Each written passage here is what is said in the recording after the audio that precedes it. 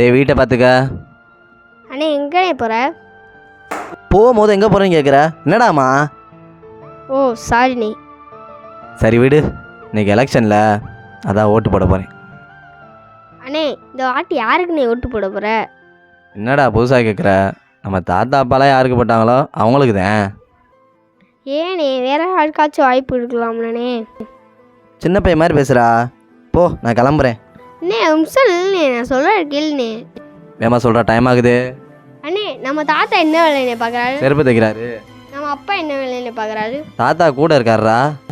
நீ என்ன படிச்சிருக்க? உனக்கு தெரியாதாடா, பிஇ இன்ஜினியரிங் முடிச்சிருக்கேன். அதுதானே என்னோட கனவு.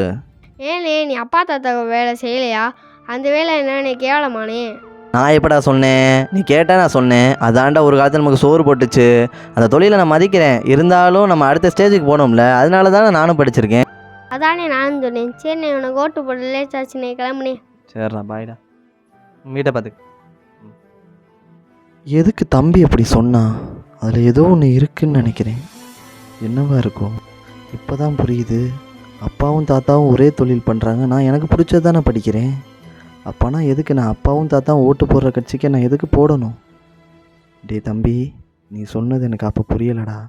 இப்போ தான் புரியுது. ஏனே வேற யாருக்காச்சும் வாய்ப்பு? நாங்கள் வாரிசு அரசியல் வேணான்னு ஒன்று தடுக்கலை. அந்த வாரிசு அரசியல் இந்த மக்களுக்கு என்ன பண்ணுது? நாங்கள் ஓட்டு போட தயார். நீங்கள் நாட்டை மாற்ற தயாரா?